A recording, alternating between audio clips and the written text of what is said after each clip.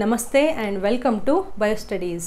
Human health and disease ಚಾಪ್ಟರ್ನ ನಾವು study ಮಾಡ್ತಾ ಇದ್ವಿ. ಅದರಲ್ಲಿ ಡಿಫ್ರೆಂಟ್ ಟೈಪ್ಸ್ ಆಫ್ ಇಮ್ಯುನಿಟಿ ಬಗ್ಗೆ ಡಿಸ್ಕಸ್ ಮಾಡ್ತಾ ಇದ್ವಿ. ಯಾವ್ಯಾವುದು ಇನ್ನೇಟ್ ಇಮ್ಯುನಿಟಿ ಅಂದರೆ ಏನು, ಅಕ್ವೈರ್ಡ್ ಅಂದರೆ ಏನು, ಹ್ಯೂಮರಲ್ ಅಂದರೆ ಏನು, ಮತ್ತು ಸೆಲ್ ಮೀಡಿಯೇಟೆಡ್ ಇಮ್ಯುನಿಟಿ, ಇದೆಲ್ಲವನ್ನು ಕಂಪ್ಲೀಟಾಗಿ ಡಿಸ್ಕಷನ್ ಮಾಡಿದ್ದೀವಿ. ನೆಕ್ಸ್ಟ್ ಈ ಇಮ್ಯುನಿಟಿಗೆ ಸಂಬಂಧಪಟ್ಟಂತಹ ಇನ್ನೊಂದು small but very interesting concept ಯಾವುದು, active immunity and passive immunity. So ಈ ಹೆಡ್ಡಿಂಗಲ್ಲಿ ನಮಗೆ ಆಲ್ರೆಡಿ ಇಮ್ಯುನಿಟಿ ಅಂದರೆ ಗೊತ್ತಾಗಿದೆ, ability of the host to fight with the pathogen.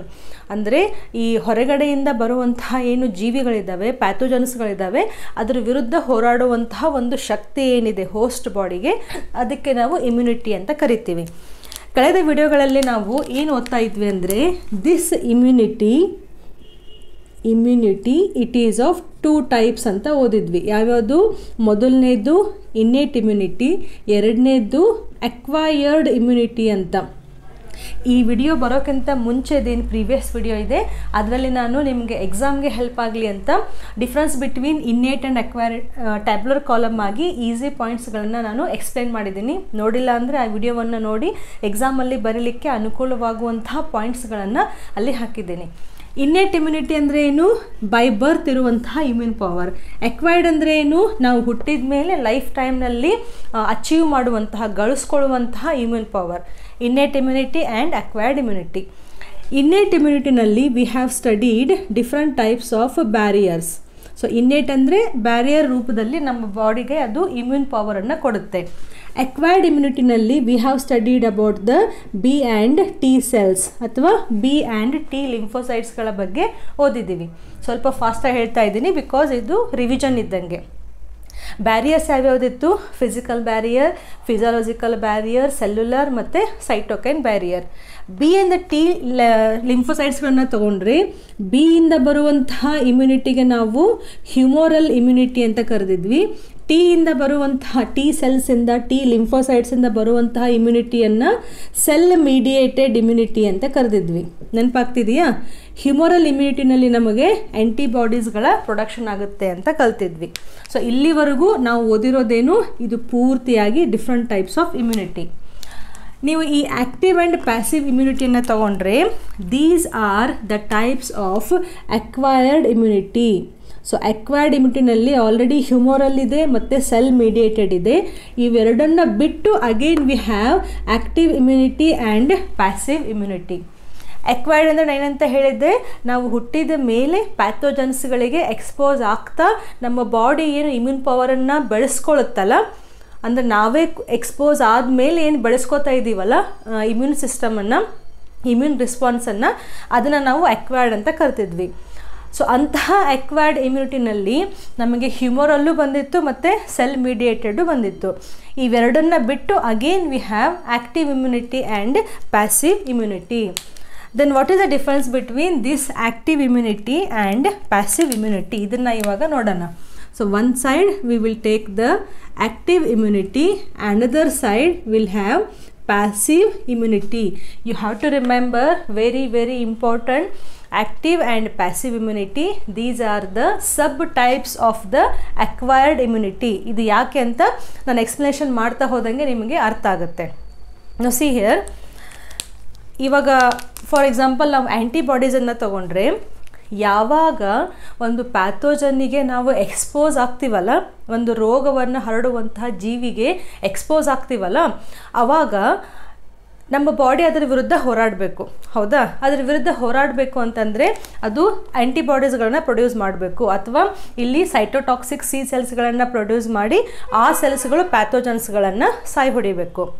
So ಯಾವಾಗ ನಮ್ಮ ಬಾಡಿ ತಾನಾಗಿ ಆ್ಯಂಟಿಬಾಡೀಸ್ಗಳನ್ನು ಪ್ರೊಡ್ಯೂಸ್ ಮಾಡುತ್ತಲ್ಲ, ಅಂದರೆ ನನ್ನ ಬಾಡಿಯನ್ನು ಪ್ರೊಟೆಕ್ಟ್ ಮಾಡಲಿಕ್ಕೆ ಆ್ಯಂಟಿಬಾಡೀಸ್ಗಳನ್ನು ಪ್ರೊಡ್ಯೂಸ್ ಮಾಡುತ್ತಲ್ಲ, ಆವಾಗ ನಾವು ಅದನ್ನು ಆ್ಯಕ್ಟಿವ್ ಅಂತ ಹೇಳ್ತೀವಿ. ಸೊ ನನ್ನ ಬಾಡಿ ಆ್ಯಕ್ಟಿವ್ ಆಗಿ ಕೆಲಸ ಮಾಡ್ತಾ ಇದೆ, ಆ್ಯಕ್ಟಿವ್ ಆಗಿ ಆ ಪ್ಯಾಥೋಜನ್ ವಿರುದ್ಧ ಹೋರಾಡಲಿಕ್ಕೆ ಆ್ಯಂಟಿಬಾಡೀಸ್ಗಳನ್ನು ಪ್ರೊಡ್ಯೂಸ್ ಮಾಡ್ತಾ ಇದೆ.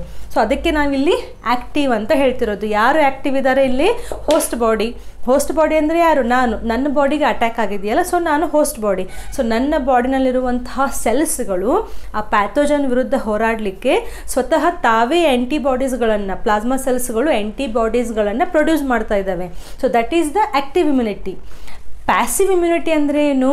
ನನ್ನ ಬಾಡಿಗೆ ಪ್ಯಾಥೋಜನ್ಸ್ಗಳು ಅಟ್ಯಾಕ್ ಮಾಡಿದ್ದಾವೆ, ಬಟ್ ನನ್ನ ಬಾಡಿಗೆ ಆ ಪ್ಯಾಥೋಜನ್ ವಿರುದ್ಧ, ಆ ಆ್ಯಂಟಿಜನ್ ವಿರುದ್ಧ ಆ್ಯಂಟಿಬಾಡೀಸನ್ನು ಪ್ರೊಡಕ್ಷನ್ ಮಾಡಲಿಕ್ಕೆ ಇನ್ನೂ ಸಾಧ್ಯ ಆಗ್ತಿಲ್ಲ. ಮೇ ಬಿ ಸ್ವಲ್ಪ ಡಿಲೇ ಆಗ್ಬೋದು, ಸ್ವಲ್ಪ ಹೊತ್ತಾದಮೇಲೆ ಆ್ಯಂಟಿಬಾಡೀಸ್ ಪ್ರೊಡಕ್ಷನ್ ಆಗ್ಬೋದು. ಸೊ ಅಲ್ಲಿ ನನಗೆ ಆ ಪ್ರೊಡಕ್ಷನ್ ಆಗೋಕ್ಕಿಂತ ಮುಂಚೆ ಆ ಪ್ಯಾಥೋಜನದ ಇಫೆಕ್ಟ್ ಏನಿದೆಯಲ್ಲ ಅದನ್ನು ಸಹಿಸ್ಕೊಳ್ಳುವಂತಹ ಒಂದು ಶಕ್ತಿ ಬೇಕಲ್ಲ. ಅವಾಗ ನಾನೇನು ಮಾಡ್ತೀನಿ, ನನ್ನ ಬಾಡಿ ಆ ಪ್ಯಾಥೋಜನ್ ವಿರುದ್ಧ ಆ್ಯಂಟಿಬಾಡೀಸ್ಗಳನ್ನು ಪ್ರೊಡ್ಯೂಸ್ ಮಾಡೋಕ್ಕಿಂತ ಮುಂಚೆ ನಾನು ಬೇರೆ ಒಂದು ಸೋರ್ಸಿಂದ ಆ್ಯಂಟಿಬಾಡೀಸ್ಗಳನ್ನು ನನ್ನ ಬಾಡಿಗೆ ಹಾಕ್ಕೋತಾ ಇದ್ದೀನಿ. Are you getting this point? So ನಾನಿಲ್ಲಿ ಏನು ಮಾಡ್ತಾ ಇದ್ದೀನಿ, ನಾನು ಆ್ಯಕ್ಟಿವ್ ಆಗಿ ಆ್ಯಂಟಿಬಾಡೀಸ್ಗಳನ್ನ ಪ್ರೊಡ್ಯೂಸ್ ಮಾಡ್ತಾ ಇಲ್ಲ. ಬೇರೆ ಯಾವುದೋ ಒಂದು ಜೀವಿನಲ್ಲಿ ಆಲ್ರೆಡಿ ಆ ಪ್ಯಾಥೋಜನ್ ವಿರುದ್ಧ, ಆ ಆ್ಯಂಟಿಜನ್ ವಿರುದ್ಧ ಏನು ಆ್ಯಂಟಿಬಾಡೀಸ್ ಇದ್ದಾವಲ್ಲ, ಆ ಆ್ಯಂಟಿಬಾಡೀಸ್ಗಳನ್ನು ನಾನು ಬಾರೋ ಮಾಡಿ, ನಾನು ತಗೊಂಡು ನನ್ನ ಬಾಡಿ ಒಳಗಡೆ ಹಾಕ್ಕೋತಾ ಇದ್ದೀನಿ. ನನ್ನ ಬಾಡಿನಲ್ಲಿ ಹಾಕಿದ ಆ ಜೀವಿಯ ಆ್ಯಂಟಿಬಾಡೀಸ್ ಏನಿದಾವಲ್ಲ ಅವು ಪ್ಯಾಥೋಜನ್ ವಿರುದ್ಧ ಫೈಟ್ ಮಾಡ್ತಾ ಇದ್ದಾವೆ. ಸೊ ನಾನಿಲ್ಲಿ ಆ್ಯಕ್ಟಿವ್ ಆಗಿ ನಾನೇನು ಮಾಡ್ತಾ ಇಲ್ಲ, ನನ್ನ ಇಮ್ಯೂನ್ ಸಿಸ್ಟಮ್ ಏನು ಮಾಡ್ತಾ ಇಲ್ಲ. ಯಾವುದೋ ಒಂದು ಬೇರೆ ಜೀವಿಯ ಇಮ್ಯೂನ್ ಸಿಸ್ಟಮಿಂದ ಪ್ರೊಡ್ಯೂಸ್ ಆದಂತಹ ಆ್ಯಂಟಿಬಾಡೀಸ್ಗಳು ನನ್ನ ಬಾಡಿ ಒಳಗಡೆ ಕೆಲಸ ಮಾಡ್ತಾ ಇದ್ದಾವೆ. ಅಲ್ಟಿಮೇಟ್ಲಿ ಆ್ಯಕ್ಟಿವ್ ಇರ್ಬೋದು, ಪ್ಯಾಸಿವ್ ಇರ್ಬೋದು, ಪ್ಯಾಥೋಜನ್ ವಿರುದ್ಧ ಫೈಟ್ ಮಾಡಲೇಬೇಕು. ನನ್ನ ಓನ್ ಬಾಡಿಯಿಂದ ಬಂದಂತಹ ಆ್ಯಂಟಿಬಾಡೀಸ್ ಫೈಟ್ ಮಾಡಿದರೆ ಅದು ಆ್ಯಕ್ಟಿವ್ ಇಮ್ಯುನಿಟಿ.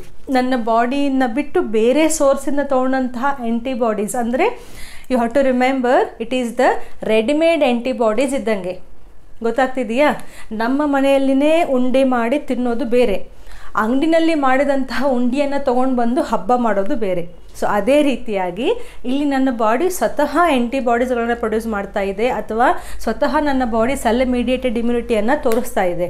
ಬಟ್ ಇಲ್ಲಿ ಪ್ಯಾಸಿವ್ನಲ್ಲಿ ನಾನೇನು ಮಾಡ್ತಾ ಇಲ್ಲ, ಆಲ್ರೆಡಿ ರೆಡಿಮೇಡ್ ಆಗಿ ಸಿಗುವಂತಹ ಆ್ಯಂಟಿಬಾಡೀಸನ್ನು ಹಾಕ್ಕೊಂಡು ಇಮ್ಯೂನ್ ರೆಸ್ಪಾನ್ಸನ್ನು ತೋರಿಸ್ತಾ ಇದ್ದೀನಿ. So what you have to remember here, the host body is making or producing the antibodies ಅಂತ ನೆನ್ಪಿಟ್ಕೋಬಹುದು. So host is producing antibodies, okay, ಅಥವಾ host body himself is showing the immune response. ಇಲ್ಲಿ ಏನು ಮಾಡ್ತಾ ಇದ್ದೀವಿ, ಪ್ಯಾಸಿವ್ನಲ್ಲಿ we are taking the readymade antibodies. So ಇದನ್ನು ಬಿಟ್ಟುಬಿಡಿ, ಇದು ನಿಮಗೆ ಬಟ್ ಇಲ್ಲಿ ರೆಫರೆನ್ಸ್ ಮಾಡಲಿಕ್ಕೆ ಈಸಿ ಆಗುತ್ತೆ. ಸೊ ಇಲ್ಲಿ ನಾವು ರೆಡಿಮೇಡ್ ಆ್ಯಂಟಿಬಾಡೀಸನ್ನು ತಗೋತಾ ಇದ್ದೀವಿ. ಗೊತ್ತಾಗ್ತಿದೆಯಾ? ಮೇನ್ ಡಿಫ್ರೆನ್ಸ್ ಇದು. ನಿನ್ನೆ ವಿಡಿಯೋದಂಗೆ ಹೆಂಗೆ difference between innate and acquired ಮಾಡಿದ್ನಲ್ಲ, ಹಾಗೆ ಅದೇ ರೀತಿಯಾಗಿ difference between active and passive ಅಂತಲೂ ಟ್ಯಾಬ್ಲರ್ ಕಾಲಮ್ನಲ್ಲಿ ಹಾಕ್ತೀನಿ, ಅಲ್ಲಿ ನೀವು ಡಿಟೇಲ್ ಆಗಿ ರೆಫರ್ ಮಾಡ್ಬೋದು. ಇಲ್ಲಿ ನಿಮಗೆ ಕಾನ್ಸೆಪ್ಟ್ ಅರ್ಥ ಆಗಲಿ ಅಂತ ಶಾರ್ಟ್ ಫಾರ್ಮಲ್ಲಿ ಬರಿತಾ ಇದ್ದೀನಿ. ಸೊ ಇಲ್ಲಿ ಹೋಸ್ಟ್ ಬಾಡಿಯಿಂದನೇ ಆ್ಯಂಟಿಬಾಡಿ ಪ್ರೊಡ್ಯೂಸ್ ಆಗ್ತಾ ಇದ್ದಾವೆ. ಇಲ್ಲಿ ರೆಡಿಮೇಡ್ ಆ್ಯಂಟಿಬಾಡೀಸ್, ಪ್ರೀ ಫಾರ್ಮ್ಡ್ ಆ್ಯಂಟಿಬಾಡೀಸನ್ನು ನಾನು ತಗೊಂಡು ಇಮ್ಯೂನ್ ರೆಸ್ಪಾನ್ಸನ್ನು ತೋರಿಸ್ತಾ ಇದ್ದೀನಿ. Again, in active immunity we have two types. Again in passive immunity we have two types. Ma'am ಇದು ಎಷ್ಟು ಡಿವಿಷನ್ ಆಗ್ತಾ ಇದೆ, ಟೈಪ್ಸು, ಸಬ್ ಟೈಪ್ಸು, ಅದರ್ ಟೈಪ್ಸ್ ಆಗ್ತಾ ಇದೆ, ಕನ್ಫ್ಯೂಸ್ ಆಗ್ತಾ ಇದೆ ಅಂತಂದರೆ ಕನ್ಫ್ಯೂಸ್ ಆಗಲೇಬಾರ್ದು. ಕಾನ್ಸೆಪ್ಟು ಹಿಂಗಿದೆ, ನೀವು ಇದನ್ನ ಕಲೀಲೇಬೇಕು, ಬೇರೆ ಆಪ್ಷನ್ ಇಲ್ಲ. ಹಾಗಂತ ನೀವೇನು ತಪ್ಪುದಾಗಿ ಕಲಿತಾ ಇರಲಿಲ್ಲ, ನಮ್ಮ ಬಾಡಿಗೆ ಸಂಬಂಧಪಟ್ಟಂತಹ ಒಂದು ಕಾನ್ಸೆಪ್ಟನ್ನೇ ಕಲಿತಾ ಇದ್ದೀರಾ. ಸೊ ಕನ್ಫ್ಯೂಸ್ ಆದ್ರೂ ನೀವು ಇನ್ನೊಂದು ಸತಿ ನೋಡಿ ಕನ್ಫ್ಯೂಸ್ ಆಗದೆ ಇರುವಂಗೆ ಕಾನ್ಸೆಪ್ಟನ್ನು ಕ್ಲಿಯರಾಗಿ ಇಟ್ಕೋಬೇಕು. ಇಮ್ಯುನಿಟಿನಲ್ಲಿ ಇನ್ನೇಟ್ ಮತ್ತು ಅಕ್ವೈರ್ಡ್ನಲ್ಲಿ ಆಲ್ರೆಡಿ ನಾವು ಹ್ಯೂಮೋರಲ್ ಮತ್ತು ಸೆಲ್ ಮೀಡಿಯೇಟೆಡ್ ಕಲ್ತಿದ್ದೀವಿ. ಅದೆರಡನ್ನು ಬಿಟ್ಟು ಒಂದು ಆ್ಯಕ್ಟಿವ್ ಮತ್ತು ಒಂದು ಪ್ಯಾಸಿವ್. ಆ್ಯಕ್ಟಿವ್ನಲ್ಲಿ ಅಗೇನ್ 2 ಟೈಪ್ಸ್, ಪ್ಯಾಸಿವ್ನಲ್ಲಿ ಅಗೇನ್ 2 ಟೈಪ್ಸ್. ಇಲ್ಲಿ ಬರುವಂಥ ಹೆಸರುಗಳು ಅಗದಿ ಈಸಿಯಾಗಿ ನೀವು ನೆನ್ಪಿಟ್ಕೋಬಹುದು. ಇನ್ನೂ ಸ್ವಲ್ಪ ಈ ರೀತಿ ಮಾಡ್ತೀನಿ. ಸೊ ಅದರದ್ದು ಎಕ್ಸ್ಪ್ಲನೇಷನ್ ಕೂಡ ನಾವು ಇಲ್ಲೇ ತೊಗೊಂಡ್ಬಿಡೋಣಂತೆ. ಸೊ ಆ್ಯಕ್ಟಿವ್ ಇಮ್ಯುನಿಟಿನಲ್ಲಿ we have natural active immunity ಮತ್ತು ಇನ್ನೊಂದು artificial active active immunity. Okay, ಇದು 2 ಟೈಪ್ಸ್. ಅದೇ ರೀತಿಯಾಗಿ ಇಲ್ಲಿಯೂ ಕೂಡ ನ್ಯಾಚುರಲ್ ಪ್ಯಾಸಿವ್ ಇಮ್ಯುನಿಟಿ, ಇನ್ನೂ ಒಂದು ಏನಾಗಬೇಕು, ಆರ್ಟಿಫಿಷಿಯಲ್ ಪ್ಯಾಸಿವ್ ಇಮ್ಯುನಿಟಿ. ನೋಡಿ ಎಷ್ಟು ಈಸಿ ಇದೆ. ಆ್ಯಕ್ಟಿವ್ ಗೊತ್ತಾಯಿತು, ಪ್ಯಾಸಿವ್ ಗೊತ್ತಾಯಿತು.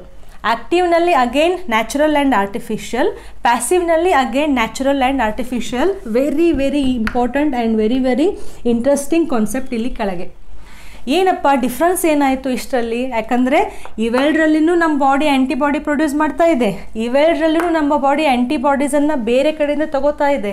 ಹಾಗಾದರೆ ಯಾಕೆ ಮತ್ತೆ ಡಿಫ್ರೆಂಟ್ ಟೈಪ್ಸ್ಗಳು ಇಲ್ಲಿ ಬಂದು ಅಂತ. ಸಿ ಹಿಯರ್, ಒಂದೊಂದಾಗಿ ನಾನು ವಿತ್ ಡೈಗ್ರಾಮ್ ಎಕ್ಸ್ಪ್ಲೇನ್ ಮಾಡ್ತಾ ಹೋಗ್ತೀನಿ. ಡೈಗ್ರಾಮ್ ಸುಮ್ಮನೆ ನಿಮ್ಮ ರೆಫರೆನ್ಸಿಗೆ, ಅಂದರೆ ನೆನ್ಪಿಟ್ಕೊಳ್ಳಿಕ್ಕೆ ಈಸಿ ಆಗಲಿ ಅಂತ. ನ್ಯಾಚುರಲ್ ಆ್ಯಕ್ಟಿವ್ ಇಮ್ಯುನಿಟಿ, ಇದ್ರ ಬಗ್ಗೆ ಮಾತ್ರ ಕಾನ್ಸಂಟ್ರೇಟ್ ಮಾಡಿ. ಆ್ಯಕ್ಟಿವ್ ಅಂದರೆ ಏನಂತ ಹೇಳಿದೆ ನಾನು, ಹೋಸ್ಟ್ ಬಾಡಿ ತಾನೇ ಆ್ಯಂಟಿಬಾಡೀಸನ್ನು ಪ್ರೊಡ್ಯೂಸ್ ಮಾಡಬೇಕು.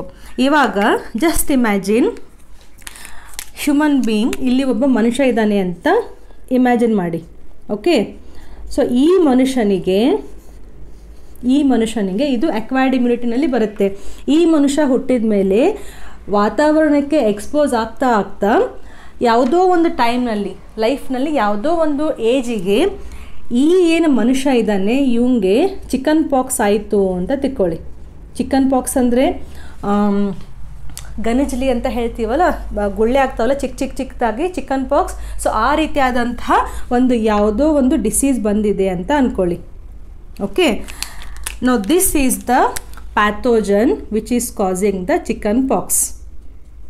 ಓಕೆ, ಸೊ ಈ ಪ್ಯಾಥೋಜನ್ ಇವಾಗ ನ್ಯಾಚುರಲ್ ಆಗಿ ಈ ಹೋಸ್ಟ್ ಬಾಡಿ ಒಳಗಡೆ ಎಂಟರ್ ಆಗಿದೆ ಅಂತ ಇಮ್ಯಾಜಿನ್ ಮಾಡಿ.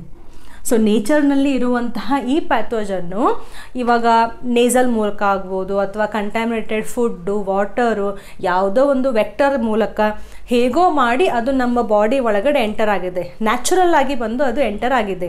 ಇವಾಗ ನೀವು ನಿನ್ನೆವರೆಗೂ ಚೆನ್ನಾಗಿರುವಂತಹ ಒಬ್ಬ ವ್ಯಕ್ತಿಗೆ ನಾಳೆ ಹೇಳ್ತಾನೆ ಚಿಕನ್ ಪಾಕ್ಸ್ ಆಗ್ಬೋದು. ಹೆಂಗಾಯಿತು ಗೊತ್ತಿಲ್ಲ, ರೀಸನ್ನು ನ್ಯಾಚುರಲ್ ಆಗಿ ಆ ಇನ್ಫೆಕ್ಷನ್ ಆಗಿಬಿಟ್ಟಿದೆ ಅಂತ.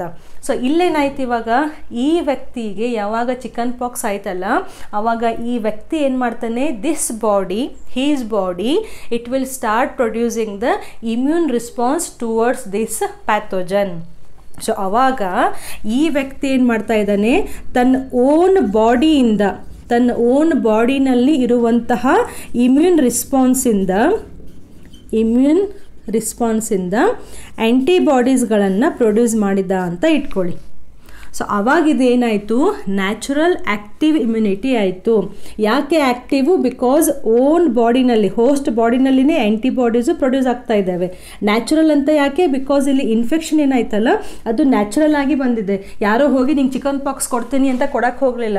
ಆ ವ್ಯಕ್ತಿಗೆ ನ್ಯಾಚುರಲ್ ಆಗಿ ಯಾವುದೋ ಒಂದು ಸೋರ್ಸ್ ಮೂಲಕ, ಅಥವಾ ಅದೇ ಫುಡ್ಡು, ವಾಟರು, ಕಂಟ್ಯಾಮಿನೇಷನ್ನು ಯಾವುದೋ ಒಂದು ಸೋರ್ಸ್ ಮೂಲಕ ನ್ಯಾಚುರಲ್ ಆಗಿ ಆ ವ್ಯಕ್ತಿಗೆ ಆ ರೋಗ ಬಂತು. So this is the natural active immunity. Artificial active immunity ಅಂದರೆ ಏನು? ನಾವು ಸುಮಾರು ಸತಿ ವ್ಯಾಕ್ಸಿನ್ ಹಾಕಿಸ್ಕೋಬೇಕು ಅಂತ ಹೇಳ್ತಾ ಇರ್ತೀವಿ. ಇದ್ರದ್ದು ವಿಡಿಯೋ ನೆಕ್ಸ್ಟ್ ನಿಮಗೆ ವ್ಯಾಕ್ಸಿನೇಷನ್ ಸಪ್ರೇಟ್ ಕಾನ್ಸೆಪ್ಟೇ ಇದೆ, ಅಲ್ಲಿ ಫುಲ್ ಡಿಟೇಲ್ ಆಗಿ ಸ್ಟಡಿ ಮಾಡೋಣ. ಇಲ್ಲಿ ಏನು ನೋಡೋಣ ಅಂತಂದರೆ, ನಾವು ಹುಟ್ಟಿದ ಮೇಲೆ ಚಿಕ್ಕವರಿದ್ದಾಗಿಂದನೂ ನಮಗೆ ಎಷ್ಟೊಂದು ವ್ಯಾಕ್ಸಿನ್ಸ್ಗಳನ್ನು ಹಾಕಿಸ್ಕೋತೀವಲ್ಲ ನಾವು. ಆ ವ್ಯಾಕ್ಸಿನ್ಸ್ಗಳು ಅಂದರೆ ಏನು? ಆ್ಯಕ್ಚುಲಿ ನಮ್ಮಲ್ಲಿರುವಂತಹ ತಪ್ಪು ಕಲ್ಪನೆ ಏನು ಅಂತಂದರೆ, ಇವಾಗ ಒಂದು ಕೊರೋನಾ ಇದೆ, ಹೌದಾ, ಕೋವಿಡ್ ಬಂದಾಗ ನಾವೆಲ್ಲರೂ ವ್ಯಾಕ್ಸಿನ್ ಹಾಕಿಸ್ಕೊಂಡ್ವಿ. ನಾವೇನು ತಿಳ್ಕೊತೀವಿ, ಯಾವುದೋ ಒಂದು ರೋಗಕ್ಕೆ ವ್ಯಾಕ್ಸಿನ್ ಅಂತಂದರೆ ಆ ವೈರಸ್ ವಿರುದ್ಧ ನಾವು ಯಾವುದೋ ಒಂದು ಔಷಧಿ ಅಥವಾ ಯಾವುದೋ ಒಂದು ಕೆಮಿಕಲನ್ನು ವ್ಯಾಕ್ಸಿನೇಷನ್ ಮೂಲಕ ಹಾಕ್ಕೊಂಡು ಆ ಕೆಮಿಕಲ್ಲು ಆ ವೈರಸ್ಸನ್ನು ಸಾಯಿಸುತ್ತೆ ಅಂತ ತಿಳ್ಕೊಂಡಿದ್ದೀವಿ. ಸೊ ಆ ರೀತಿಯಾಗಿ ಇರೋದಿಲ್ಲ. ವ್ಯಾಕ್ಸಿನೇಷನ್ ಅಂತಂದರೆ, ವ್ಯಾಕ್ಸಿನ್ ಅಂತ ನಾವೇನೋ ಒಂದು ಲಿಕ್ವಿಡನ್ನು ಹಾಕೋತೀವಲ್ಲ ನಮ್ಮ ಬಾಡಿನಲ್ಲಿ, ಆ ಲಿಕ್ವಿಡ್ನಲ್ಲಿ ಏನಿರುತ್ತೆ ಅಂತಂದರೆ ಆ ಡಿಸೀಸನ್ನು ಕಾಸ್ ಮಾಡುವಂತಹ ಪ್ಯಾಥೋಜನ್ಸ್ಗಳೇ ಇರ್ತವೆ. ಓಕೆ, ಆಶ್ಚರ್ಯ ಪಡ್ಬೋದು ನೀವು. ವ್ಯಾಕ್ಸಿನ್ ಅಂತಂದರೆ ಇವಾಗ ಇದು ವ್ಯಾಕ್ಸಿನ್ ಒಂದು ಇಂಜೆಕ್ಷನ್ ಅಂತ ಇಟ್ಕೊಳ್ಳಿ. ಓಕೆ, ಸೊ ಇದರಲ್ಲಿ ವ್ಯಾಕ್ಸಿನೇಷನ್ ಇದೆ ಅಂತ ಅಂದ್ಕೊಳ್ಳಿ. ಯಾವುದೋ ಒಂದು ರೋಗಕ್ಕೆ ಒಂದು ವ್ಯಾಕ್ಸಿನೇಷನ್ ಇದೆ. ಸೊ ಇದೇನು ವ್ಯಾಕ್ಸಿನೇಷನ್ ಒಳಗಡೆ ಏನಿದೆಯಲ್ಲ, ಇದೇನಿದು, this is nothing but a pathogen, ಅಥವಾ it is just a part of the pathogen ಇರ್ಬೋದು. ಓಕೆ, ಅಥವಾ ಈ ಪ್ಯಾಥೋಜನ್ ಏನಿದೆಯಲ್ಲ, ಈ ಪ್ಯಾಥೋಜನನ್ನು ಸ್ವಲ್ಪ ಹೀಟ್ ಕಿಲ್ಡ್ ಮಾಡಿರ್ತಾರೆ. ಸೊ ಅದರದ್ದು ಕಾನ್ಸಂಟ್ರೇಷನ್ ಎಷ್ಟಿರುತ್ತೆ ಅಂತಂದರೆ, ಈ ವ್ಯಾಕ್ಸಿನನ್ನು ನಾವು ಇಂಜೆಕ್ಟ್ ಮಾಡ್ಕೊಂಡ್ಮೇಲೆ ಆ ಪ್ಯಾಥೋಜನ್ನು ರೋಗವನ್ನು ಹರಡೋದಿಲ್ಲ, ಜಸ್ಟ್ ನಮ್ಮ ಇಮ್ಯೂನ್ ರೆಸ್ಪಾನ್ಸನ್ನು ಅದು ಸ್ಟಿಮ್ಯುಲೇಟ್ ಮಾಡುತ್ತೆ. ಸೊ ದ್ಯಾಟ್ಸ್ ವೈ ವ್ಯಾಕ್ಸಿನ್ ಕಂಡುಹಿಡಿಯೋದು ಯಾಕೆ ಡಿಫಿಕಲ್ಟು ಅಂತಂದರೆ, ನಮಗೆ ಯಾವ ರೋಗದ ವಿರುದ್ಧ ವ್ಯಾಕ್ಸಿನ್ ಹಾಕೋತಾ ಇದ್ದೀವಲ್ಲ, ಆ ರೋಗವನ್ನು ಹರಡುವಂತಹ ಜೀವಿಯನ್ನೇ ನಾವು ಒಳಗಡೆ ಹಾಕೋತಾ ಇದ್ದೀವಿ. ಬಟ್ ಅದನ್ನು ನಾವು ಆ್ಯಕ್ಟಿವೇಟೆಡ್ ಫಾರ್ಮಲ್ಲಿ ಹಾಕೋತಾ ಇಲ್ಲ.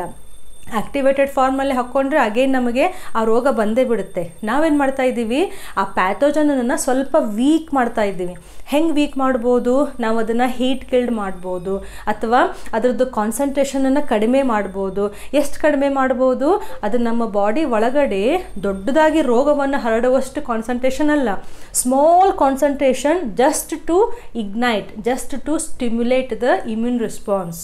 ಸೊ ಆರ್ಟಿಫಿಷಿಯಲ್ ಆ್ಯಕ್ಟಿವ್ ಇಮ್ಯುನಿಟಿ ಏನಿದೆಯಲ್ಲ, ಇಲ್ಲಿ ನೀವು ನೆನ್ಪಿಟ್ಕೊಳ್ಳುವಂತಹ ಒಂದು ವೆರಿ ಇಂಪಾರ್ಟೆಂಟ್ ವರ್ಡ್ ಏನಪ್ಪ ಅಂತಂದರೆ ವ್ಯಾಕ್ಸಿನೇಷನ್. ಓಕೆ, ಇನ್ನು ಜಸ್ಟ್ ಕೇಳಿ ನೀವು, ನಿಮಗೆ ಅರ್ಥ ಆಗುತ್ತೆ. ಸೊ ಇಲ್ಲಿ ಒಬ್ಬ ವ್ಯಕ್ತಿ ಇದ್ದಾನೆ ಅಂತ ಇಮ್ಯಾಜಿನ್ ಮಾಡಿ. Again no, here is one person. So ಇವನ ಬಾಡಿನಲ್ಲಿ ನಾವು ವ್ಯಾಕ್ಸಿನೇಷನನ್ನು ಇಂಜೆಕ್ಟ್ ಮಾಡಿದ್ವಿ ಅಂತ ಇಟ್ಕೊಳ್ಳಿ. ಸೊ ಇಲ್ಲಿ ನಾವು ವ್ಯಾಕ್ಸಿನೇಷನನ್ನು ಹಾಕಿದ್ದೀವಿ. ಸೊ ಈ ವ್ಯಾಕ್ಸಿನೇಷನಲ್ಲಿ ಏನಿತ್ತು, ರೋಗವನ್ನು ಹರಡುವಂತಹ ಪ್ಯಾಥೋಜನ್ನು, ಅದರದ್ದು ಪಾರ್ಟ್ ಆಫ್ ದ ಪ್ಯಾಥೋಜನ್ ಆಗ್ಬೋದು, ಅಥವಾ ಹೀಟ್ ಕಿಲ್ಡ್ ಪ್ಯಾಥೋಜನ್ ಆಗ್ಬೋದು, ಅಥವಾ ವೀಕ್ ಪ್ಯಾಥೋಜನ್ ಆಗ್ಬೋದು.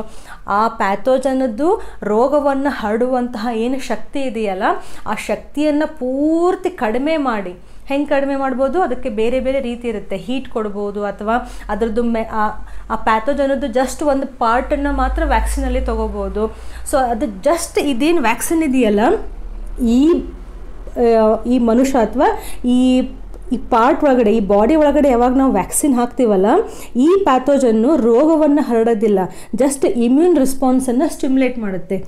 ಇಮ್ಯೂನ್ ರೆಸ್ಪಾನ್ಸನ್ನು ಸ್ಟಿಮ್ಯುಲೇಟ್ ಮಾಡಿದಾಗ ನಮ್ಮ ಬಾಡಿ ಏನು ಮಾಡುತ್ತೆ, ಹ್ಯೂಮರಲ್ ಅಥವಾ ಸೆಲ್ ಮೀಡಿಯೇಟೆಡ್ ಇಮ್ಯೂನ್ ರೆಸ್ಪಾನ್ಸನ್ನು ತೋರಿಸಿ ಏನು ಮಾಡುತ್ತೆ, ಮೆಮರಿ ಸೆಲ್ಸ್ಗಳನ್ನು ಪ್ರೊಡ್ಯೂಸ್ ಮಾಡುತ್ತೆ.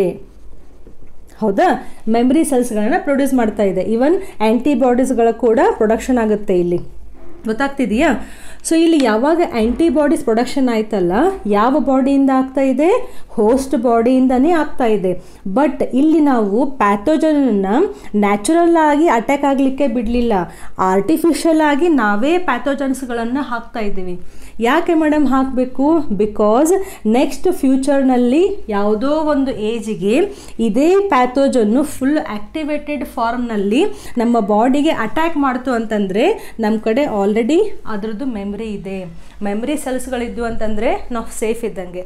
ಆ ಮೆಮ್ರಿ ಸೆಲ್ಸ್ಗಳು within a fraction of time ತಮ್ಮ ಕೆಲಸವನ್ನು ಸ್ಟಾರ್ಟ್ ಮಾಡ್ಕೊಂಡ್ಬಿಡ್ತವೆ. ಗೊತ್ತಾಗ್ತಿದೆಯಾ ನಿಮಗೆ? ಸೊ ಇಲ್ಲಿಯೂ ಕೂಡ ಹೋಸ್ಟ್ ಬಾಡಿಯಿಂದನೇ ಆ್ಯಂಟಿಬಾಡಿ ಪ್ರೊಡಕ್ಷನ್ ಆಗ್ತಾ ಇದೆ, ಇಲ್ಲಿಯೂ ಕೂಡ ಹೋಸ್ಟ್ ಬಾಡಿಯಿಂದನೇ ಆ್ಯಂಟಿಬಾಡಿ ಪ್ರೊಡಕ್ಷನ್ ಆಗ್ತಾ ಇದೆ. ಬಟ್ ಇಲ್ಲಿ ಪ್ಯಾಥೋಜನ್ನು ನ್ಯಾಚುರಲ್ ಆಗಿ ಅಟ್ಯಾಕ್ ಆಗಿತ್ತು ಹೋಸ್ಟ್ ಬಾಡಿಗೆ. ಬಟ್ ಇಲ್ಲಿ ಪ್ಯಾಥೋಜನನ್ನು ನಾವು ಆರ್ಟಿಫಿಷಿಯಲ್ ಆಗಿ, ಡೆಲಿಬ್ರೇಟ್ಲಿ ಆರ್ಟಿಫಿಷಿಯಲ್ ಆಗಿ ನಾವು ಬಾಡಿ ಒಳಗಡೆ ಇಂಜೆಕ್ಟ್ ಮಾಡಿಕೊಂಡು ನಮ್ಮ ಬಾಡಿಗೆ ಪ್ರೈಮರಿ ರೆಸ್ಪಾನ್ಸನ್ನು ನಾವು ಪ್ರೊಡ್ಯೂಸ್ ಮಾಡ್ತಾ ಇದ್ದೀವಿ. ಆ ಪ್ರೈಮರಿ ರೆಸ್ಪಾನ್ಸಿಂದ ಫಾರ್ಮ್ ಆದಂತಹ ಮೆಮ್ರಿ ಸೆಲ್ಸ್ಗಳು ನಮ್ಮ ಬಾಡಿನಲ್ಲಿ ಇಯರ್ಸ್ಗಟ್ಟಲೆ ಹಾಗೇ ಇರ್ತವೆ, ವರ್ಷಾನುಗಟ್ಟಲೆ. ಯಾವಾಗ ಸೆಕೆಂಡ್ ಅಟ್ಯಾಕ್ ಆಗುತ್ತಲ್ಲ ಸೇಮ್ ಪ್ಯಾಥೋಜನ್ನು, ಆವಾಗ ಸೆಕೆಂಡರಿ ರೆಸ್ಪಾನ್ಸ್ ಏನಿದೆಯಲ್ಲ ಅದನ್ನು ಕ್ವಿಕ್ಕಾಗಿ ತೋರಿಸ್ಲಿಕ್ಕೆ ಹೆಲ್ಪ್ ಆಗುತ್ತೆ. So active immunity and natural active immunity and artificial active immunity confuse ಆಗಿಲ್ಲ ಅಂತ ಅನ್ಕೋತೀನಿ. ವ್ಯಾಕ್ಸಿನೇಷನ್ ಬಗ್ಗೆ ತಲೆ ಕೆಡಿಸ್ಕೋಬೇಡಿ, ಸಪ್ರೇಟ್ ಆದಂತಹ ಒಂದು ವಿಡಿಯೋವನ್ನೇ ಮಾಡ್ತೀನಿ. ಯಾಕಂದರೆ ಕಾನ್ಸೆಪ್ಟ್ ಸಪ್ರೇಟ್ ಆಗಿ ಇದೆ, ವ್ಯಾಕ್ಸಿನೇಷನ್ ಆ್ಯಂಡ್ ಇಮ್ಯುನೈಸೇಷನ್ ಅಂತ. ಅಲ್ಲಿ ಅದನ್ನ ಸ್ಟಡಿ ಮಾಡೋಣ. ಸದ್ಯಕ್ಕೆ ಎಷ್ಟು ಬೇಕು ಅಷ್ಟೇ. ವ್ಯಾಕ್ಸಿನೇಷನಲ್ಲಿ ನಾವೇನು ಮಾಡ್ಕೋತಾ ಇದ್ದೀವಿ, ವ್ಯಾಕ್ಸಿನ್ಸನ್ನು ಹಾಕ್ಕೋತಾ ಇದ್ದೀವಿ. ವ್ಯಾಕ್ಸಿನ್ಸ್ ಒಳಗಡೆ ಏನಿರುತ್ತೆ, ಡಿಸೀಸನ್ನು ಕಾಸ್ ಮಾಡುವಂತಹ ಪ್ಯಾಥೋಜನ್ನೇ ಇರುತ್ತೆ. ಬಟ್ ಆ ಪ್ಯಾಥೋಜನ್ ಹೆಂಗಿರುತ್ತೆ, ಆ್ಯಕ್ಟಿವ್ ಫಾರ್ಮಲ್ಲಿ ಇರೋದಿಲ್ಲ, ಅದು ವೀಕ್ ಆಗಿರುತ್ತೆ, ಹೀಟ್ ಕಿಲ್ಡ್ ಆಗಿರುತ್ತೆ. ಆ ಪ್ಯಾಥೋಜನ್ನು ಫುಲ್ಲು ಎಕ್ಸಾಗರೇಟಾಗಿ ನಮ್ಮ ಬಾಡಿಗೆ ರೋಗವನ್ನು ಹರಡೋದಿಲ್ಲ. ಜಸ್ಟ್ ಇಮ್ಯೂನ್ ರೆಸ್ಪಾನ್ಸನ್ನು ಸ್ಟಿಮ್ಯುಲೇಟ್ ಮಾಡಲಿಕ್ಕೆ. ಈ ಸ್ಟಿಮ್ಯುಲೇಟ್ ಮಾಡೋದಂದರೆ ಏನು, ನಮ್ಮ ಬಾಡಿ ಆ ಪ್ಯಾಥೋಜನನ್ನು ಜಸ್ಟು ಗುರುತಿಸ್ಕೊಂಡು ಅದರ ಮೇಲೆ ಇರುವಂತಹ ಆ್ಯಂಟಿಜನ್ಸ್ಗಳನ್ನು ಐಡೆಂಟಿಫೈ ಮಾಡಿ ಆ್ಯಂಟಿಬಾಡೀಸ್ಗಳನ್ನು ಪ್ರೊಡ್ಯೂಸ್ ಮಾಡಿ ಮೆಮರಿ ಸೆಲ್ಸ್ಗಳನ್ನು ಪ್ರೊಡ್ಯೂಸ್ ಮಾಡಿ ರೆಡಿ ಇಟ್ಕೊಳ್ಳುತ್ತೆ. ಅಷ್ಟೇ ಆ ವ್ಯಾಕ್ಸಿನದ್ದು ಕೆಲಸ. ಸೆಕೆಂಡ್ ಟೈಮ್ ಅಟ್ಯಾಕ್ ಆದಾಗ ನಮಗೆ ಗೊತ್ತಾಗೋಕ್ಕಿಂತ ಮುಂಚೆನೇ ಮೆಮರಿ ಸೆಲ್ಸ್ಗಳು ಆ ಪ್ಯಾಥೋಜನ್ ವಿರುದ್ಧ ಹೋರಾಡಿರ್ತವೆ. ಸೊ ಇಲ್ಲಿ ನ್ಯಾಚುರಲ್ ಆಗಿ ಪ್ಯಾಥೋಜನ್ ಅಟ್ಯಾಕ್ ಆಗಿತ್ತು, ಅದಕ್ಕೆ ಇದು ನ್ಯಾಚುರಲ್ ಆ್ಯಕ್ಟಿವಿಟಿ. ಇಲ್ಲಿ ನ್ಯಾಚುರಲ್ ಆ್ಯಕ್ಟಿವ್ ಇಮ್ಯುನಿಟಿ. ಇಲ್ಲಿ ಆರ್ಟಿಫಿಷಿಯಲ್ ಆಗಿ ನಾವೇ ಪ್ಯಾಥೋಜನ್ಸ್ಗಳನ್ನು ಹಾಕೋತಾ ಇದ್ದೀವಿ. ಸೊ ಅಗೈನ್ ಇದು ಆರ್ಟಿಫಿಷಿಯಲ್ ಆ್ಯಕ್ಟಿವ್ ಇಮ್ಯುನಿಟಿ. ಇವೆರಡೂ ಕೇಸಲ್ಲಿ ನಮಗೇನಾಯಿತು, ಆ್ಯಂಟಿಬಾಡೀಸ್ಗಳು ನಮ್ಮ ಬಾಡಿಯಿಂದನೇ ಪ್ರೊಡ್ಯೂಸ್ ಆಗ್ತಾ ಇದ್ದಾವೆ. ಸೊ ಇದು ನಿಮ್ಗೆ ಅರ್ಥ ಆಗಿದೆ ಅಂತ ಅನ್ಕೋತೀನಿ. ನಾವು coming to the passive immunity. Passive ಅಂದರೆ ಏನಂತ ಹೇಳಿದೆ, ರೋಗ ಅಂತೂ ಬರ್ತಾ ಇದೆ, ಪ್ಯಾಥೋಜನ್ ಅಂತೂ ಅಟ್ಯಾಕ್ ಆಗ್ತಾ ಇದೆ, ಆ್ಯಂಟಿಜನ್ಸು, ಟಾಕ್ಸಿನ್ಸು, ಕೆಮಿಕಲ್ಸ್ಗಳು ಅಟ್ಯಾಕ್ ಅಂತೂ ಮಾಡ್ತಾನೆ ಇದ್ದಾವೆ. ಬಟ್ ನಮ್ಮ ಬಾಡಿಯಲ್ಲಿ ಆ್ಯಕ್ಟಿವ್ ಆಗಿ ಏನೂ ರೆಸ್ಪಾನ್ಸನ್ನು ತೋರಿಸ್ತಾ ಇಲ್ಲ. With help of somebody else, ಅಂದರೆ ಯಾರ್ದೋ ಒಂದು ಆ್ಯಂಟಿಬಾಡೀಸನ್ನು ತೊಗೊಂಡು, ಯಾರ್ದೋ ಕಡೆಯಿಂದ ರೆಡಿಮೇಡ್ ಆ್ಯಂಟಿಬಾಡೀಸನ್ನು ತೊಗೊಂಡು ನಮ್ಮ ಬಾಡಿ ಆ ಪ್ಯಾಥೋಜನ್ ವಿರುದ್ಧ ಹೋರಾಡ್ತಾ ಇದೆ. ಅದು ನ್ಯಾಚುರಲ್ ಆಗಿ ಇರ್ಬೋದು ಅಥವಾ ಆರ್ಟಿಫಿಷಿಯಲ್ ಆಗಿ ಕೂಡ ಇರ್ಬೋದು. ಏನಪ್ಪ ಹಂಗಂತಂದರೆ, see here, natural passive immunity. Imagine this is the placenta. ನಮಗೆ ಪ್ಲಾಸೆಂಟಾ ಅಂದರೆ ಏನಂತ ಆಲ್ರೆಡಿ ಗೊತ್ತಿದೆ. Okay, connection between developing foetus and the mother. So ಇದು ಪ್ಲಾಸೆಂಟಾ ಇದೆ. ಈ ಪ್ಲಾಸೆಂಟಾಗೆ ಅಂಟ್ಕೊಂಡು ಇಲ್ಲಿ ಒಂದು ಮಗು ಬೆಳೀತಾ ಇದೆ ಅಂತ ಇಮ್ಯಾಜಿನ್ ಮಾಡಿ. Okay, so this is the fetus, FOETUS, foetus. So ಈ ಮದರ್ದು ಪ್ಲಾಸೆಂಟಾದಲ್ಲಿ ಇರುವಂತಹ ಏನು ಮದರ್ಸ್ ಬ್ಲಡ್ ಇದೆಯಲ್ಲ, ಈ blood, okay see here, so this is a placenta connection between ಇಲ್ಲಿ ಮದರ್ ಅಂತ ಇಮ್ಯಾಜಿನ್ ಮಾಡಿ. ಈ ಮದರ್ ಬ್ಲಡ್ನಲ್ಲಿ ನಾವು ಆ್ಯಂಟಿಬಾಡೀಸ್ಗಳ ಬಗ್ಗೆ ಓದಬೇಕಾದ್ರೆ ಒಂದು ಸ್ಪೆಸಿಫಿಕ್ ಆದಂತಹ ಆ್ಯಂಟಿಬಾಡಿ ಬಗ್ಗೆ ಓದಿದ್ವಿ. ಯಾವುದು? IgG ಅಂತ. IgG, it is the immunoglobulin ಅಥವಾ it is a antibody which is very smaller in size and it can cross the placenta ಅಂತ ಓದಿದ್ವಿ. ಸೊ ಯಾವಾಗ ಒಂದು ಗರ್ಭದಲ್ಲಿ ಮಗು ಅಥವಾ ಭ್ರೂಣ ಅಂತೇನು ಬೆಳೀತಾ ಇರುತ್ತಲ್ಲ, ಅವಾಗೇನಾಗುತ್ತೆ, ಮದರ್ ಬ್ಲಡ್ನಲ್ಲಿ ಇರುವಂಥ IgG ಆ್ಯಂಟಿಬಾಡೀಸ್ ಏನಿದಾವಲ್ಲ, IG ಅಂದರೆ ಇಮ್ಯುನೋಗ್ಲೋಬುಲಿನ್ G. ಸೊ ಈ ಆ್ಯಂಟಿಬಾಡೀಸು ಈಸಿಯಾಗಿ ಪ್ಲಾಸೆಂಟವನ್ನು ದಾಟಿ ಈ ಮಗುವಿನಲ್ಲಿ ಹೋಗ್ತವೆ, ಮಗುವಿನ ಬ್ಲಡ್ನಲ್ಲಿ ಹೋಗ್ತವೆ. ಸೊ ಈ ಮಗುಗೆ IgG ಆ್ಯಂಟಿಬಾಡೀಸು ಇನಿಷಿಯಲ್ ಡೇಸ್ನಲ್ಲಿ, ಮಗು ಚಿಕ್ಕದಿರಬೇಕಾದ್ರೆ ರೆಡಿಮೇಡ್ ಆಗಿ ಸಿಕ್ಬಿಡ್ತು. ಸೊ ಈ ಗರ್ಭದಲ್ಲಿ ಇರುವಂತಹ ಅಥವಾ ಇನಿಷಿಯಲ್ ಡೇಸ್ನಲ್ಲಿರುವಂತಹ ಇದೇನು ಫಿಟಸ್ ಏನಿದೆಯಲ್ಲ, ಇದಕ್ಕೆ ಒಳಗಡೆ ಏನಾದರೂ ಇನ್ಫೆಕ್ಷನ್ ಆಯಿತು ಅಂತಂದರೆ ಅದರ ವಿರುದ್ಧ ಹೋರಾಡಲಿಕ್ಕೆ, ಆ ಇನ್ಫೆಕ್ಷನನ್ನು ಕಾಸ್ ಮಾಡುವಂತಹ ಪ್ಯಾಥೋಜನ್ ವಿರುದ್ಧ ಹೋರಾಡಲಿಕ್ಕೆ ಆ ಫೀಟಸ್ ಆಲ್ರೆಡಿ ರೆಡಿ ಇದೆ. ಹೇಗೆ ರೆಡಿ ಇದೆ? ಆಲ್ರೆಡಿ ತಾಯಿ ಕಡೆಯಿಂದ ರೆಡಿಮೇಡ್ ಆದಂತಹ ಆ್ಯಂಟಿಬಾಡೀಸ್ಗಳನ್ನು ಅದು ತೊಗೊಂಡ್ಬಿಟ್ಟಿದೆ. So this is the natural passive immunity. ಯಾಕೆ ಪ್ಯಾಸಿವು? ಬಿಕಾಸ್ ಇದರ ಬಾಡಿನಲ್ಲಿ, ಈ ಫೀಟಸ್ ಬಾಡಿನೇ ಆ್ಯಂಟಿಬಾಡೀಸನ್ನು ಪ್ರೊಡ್ಯೂಸ್ ಮಾಡ್ತಾ ಇಲ್ಲ, ಬೇರೆ ಕಡೆಯಿಂದ ತೊಗೊಂಡಿದೆ. ಯಾರ ಕಡೆಯಿಂದ ತೊಗೊಂಡಿದೆ? ಮದರ್ನಲ್ಲಿ ಪ್ರೊಡ್ಯೂಸ್ ಆದಂತಹ ಆ್ಯಂಟಿಬಾಡೀಸನ್ನು ಇದು ತೊಗೊಂಡಿದೆ. Therefore it is a passive immunity. ಯಾಕೆ ಇಲ್ಲಿ ಇದು ನ್ಯಾಚುರಲ್ ಆಯಿತು? ಬಿಕಾಸ್ ನಾವು ಯಾರ ಕಡೆಯಿಂದ ತೊಗೊಂಡ್ವಲ್ಲ ಯಾರ ಕಡೆಯಿಂದ ಆ್ಯಂಟಿಬಾಡೀಸ್ ತೊಗೊಂಡ್ವಲ್ಲ, ಆ ಬಾಡಿ ಒಳಗಡೆ ಅವು ನ್ಯಾಚುರಲ್ ಆಗಿ ಪ್ರೊಡ್ಯೂಸ್ ಆಗಿದ್ವು. ಇವಾಗ ಡ್ಯೂರಿಂಗ್ ಪ್ರೆಗ್ನೆನ್ಸಿ, ಇವಾಗ ಮದರ್ನ ಇಮ್ಯಾಜಿನ್ ಮಾಡಿ, ಮದರ್ ಒಳಗಡೆ ಒಂದು ಮಗು ಬೆಳೀತಾ ಇದೆ ಅಂದರೆ ಮದರ್ ಆವಾಗ ಥಿಂಕ್ ಮಾಡಲ್ಲ, ನಾನು ನನ್ನ ಹೊಟ್ಟೆನಲ್ಲಿ ಬೆಳೆಯುವಂತಹ ಮಗುಗೆ IgGಯನ್ನು ಪ್ರೊಡ್ಯೂಸ್ ಮಾಡಿ ಕೊಡಬೇಕು ಅಂತ ಯಾವುದೋ ಒಂದು ಹೊರಗಡೆಯಿಂದ ಸೋರ್ಸನ್ನು ಆರ್ಟಿಫಿಷಿಯಲ್ ಆಗಿ ಹಾಕ್ಕೊಳ್ಳೋದಿಲ್ಲ. ಮದರ್ ಬಾಡಿ ತನ್ನಷ್ಟಕ್ಕೆ ತಾನೇ ನ್ಯಾಚುರಲ್ ಆಗಿ IgGಗಳನ್ನು ಪ್ರೊಡ್ಯೂಸ್ ಮಾಡ್ತಾನೆ ಇರುತ್ತೆ. ಯಾಕಂದರೆ ನನ್ನ ಬಾಡಿಗೂ ಪ್ರೊಟೆಕ್ಷನ್ ಬೇಕಲ್ಲ. ಅಲ್ಲಿ ಫಾರ್ಮ್ ಆದಂತಹ IgG ಆ್ಯಂಟಿಬಾಡಿ ಈಸಿಯಾಗಿ ಪ್ಲಾಸೆಂಟಾವನ್ನು ಕ್ರಾಸ್ ಮಾಡಿ ಫೀಟಸ್ಸಿಗೆ ಹೋಗ್ತಾ ಇದೆ. ಸೊ ಯಾವ ಸೋರ್ಸ್ನಲ್ಲಿ ಆ್ಯಂಟಿಬಾಡೀಸ್ ಪ್ರೊಡ್ಯೂಸ್ ಆಗಿದ್ವಲ್ಲ ನಾನು ತಗೊಳ್ಳೋಕ್ಕಿಂತ ಮುಂಚೆ, ಅಲ್ಲಿಯೂ ಕೂಡ ಅವು ನ್ಯಾಚುರಲ್ ಆಗಿ ಫಾರ್ಮ್ ಆಗಿದ್ದವು. Okay, therefore it is a natural passive immunity. So you have to remember this IgG. ಸ್ವಲ್ಪ ದೊಡ್ಡದಾಗಿ ಬರಿತೀನಿ. So this is the ಎಷ್ಟು ಇಂಟ್ರೆಸ್ಟಿಂಗ್ ಇದೆಯಲ್ಲ ಟಾಪಿಕ್ಕು. ಸೊ IgG ಆ್ಯಂಟಿಬಾಡಿ ಏನಿದೆಯಲ್ಲ ಇದೇನಾಯ್ತು ಇವಾಗ ನ್ಯಾಚುರಲ್ ಪ್ಯಾಸಿವ್ ಇಮ್ಯುನಿಟಿಯನ್ನು ಕೊಡ್ತು. ಒನ್ ಮೋರ್ ಕಂಡೀಷನ್, ನಾವು ಈ ಮಗು ಹೊರಗಡೆ ಬಂದ ಮೇಲೆ just imagine this is the mammary gland, okay, and here is the baby.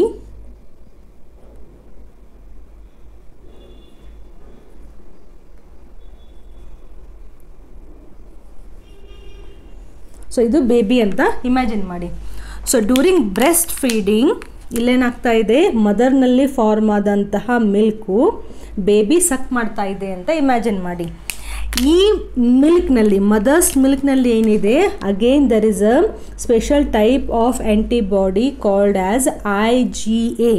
So ಈ IgA ಆ್ಯಂಟಿಬಾಡಿ ಏನಿದೆಯಲ್ಲ, through milk it is entering the body of the child. Okay, so ಈ IgA antibody ಏನಿದೆಯಲ್ಲ ಇದು ಇನಿಷಿಯಲ್ ಡೇಸ್ನಲ್ಲಿ ಈ ಬೇಬಿಗೆ pathogen ವಿರುದ್ಧ ಪ್ರೊಟೆಕ್ಷನನ್ನು ಕೊಡುತ್ತೆ. So ನಾವು ಅದಕ್ಕೆ ಆಫ್ಟರ್ ಡಿಲಿವರಿ ಸ್ಟಾರ್ಟಿಂಗ್ ಏನು ಕೊಲೆಸ್ಟ್ರಮ್ ಅಂತ ಏನು ಮಿಲ್ಕ್ ಬರುತ್ತಲ್ಲ ಅದು ವೆರಿ ವೆರಿ ಇಂಪಾರ್ಟೆಂಟ್ ಅಂತ ಹೇಳ್ತೀವಿ. ಅದಕ್ಕೆ ಮದರ್ಸ್ ಮಿಲ್ಕ್ನಲ್ಲಿ ತುಂಬ ಶಕ್ತಿ ಇರುತ್ತೆ ಅಂತ ಯಾಕೆ ಹೇಳ್ತೀವಿ, ಬಿಕಾಸ್ ಮದರ್ಸ್ ಮಿಲ್ಕ್ನಲ್ಲಿ ಆಲ್ರೆಡಿ ರೆಡಿಮೇಡ್ ಆದಂತಹ ಆ್ಯಂಟಿಬಾಡೀಸ್ಗಳು ನಮ್ಗೆ ಸಿಗ್ತಾ ಇದ್ದಾವೆ. ಮಗು ಚಿಕ್ಕದಾಗಿದ್ದಾಗ ಪ್ಯಾಥೋಜನ್ಸ್ಗಳು ಅಟ್ಯಾಕ್ ಆದರೆ ಇನ್ನೂ ಅದನ್ನು ಎದುರಿಸುವಂತಹ ಶಕ್ತಿ, ಎದುರಿಸುವಂತಹ ಇಮ್ಯೂನ್ ಸಿಸ್ಟಮು ಆಗ್ತಾನೆ ಬೆಳೀತಾ ಇರುತ್ತೆ. ಸೊ ಆವಾಗ ನಮ್ಮ ಕಡೆ ರೆಡಿಮೇಡ್ ಆದಂತಹ ಆ್ಯಂಟಿಬಾಡೀಸ್ ಇದ್ದು ಅಂತಂದರೆ ಆವಾಗ ಈ ಮಗು ಸೇಫ್ ಆಗಿರುತ್ತೆ ಅಂತ ಅರ್ಥ. ಅದಕ್ಕೆ ಬ್ರೆಸ್ಟ್ ಫೀಡಿಂಗ್, ಮದರ್ಸ್ದು ಮಿಲ್ಕ್ ಏನಿದೆ ತುಂಬ ಇಂಪಾರ್ಟೆಂಟ್ ಅಂತ ಇದಕ್ಕೆ ಹೇಳೋದು. ಸೊ ಮದರ್ ಮಿಲ್ಕ್ನಲ್ಲಿ ಕೊಲೆಸ್ಟ್ರಮ್ನಲ್ಲಿ ಇರುವಂತಹ IgA ಆ್ಯಂಟಿಬಾಡಿ ಏನಿದೆಯಲ್ಲ that is entering the child's blood stream and ಈ ಆ್ಯಂಟಿಬಾಡೀಸು ಆ ಮಗುವಿಗೆ ಇಮ್ಯುನಾಲಜಿಕಲ್ ಒಂದು ಸ್ಟೆಬಿಲಿಟಿ ಇನಿಷಿಯಲ್ ಡೇಸ್ನಲ್ಲಿ ಇಮ್ಯುನಾಲಜಿಕಲ್ ರಿಸ್ಪಾನ್ಸನ್ನು ತೋರಿಸ್ಲಿಕ್ಕೆ ಹೆಲ್ಪ್ ಮಾಡ್ತಾ ಇದೆ.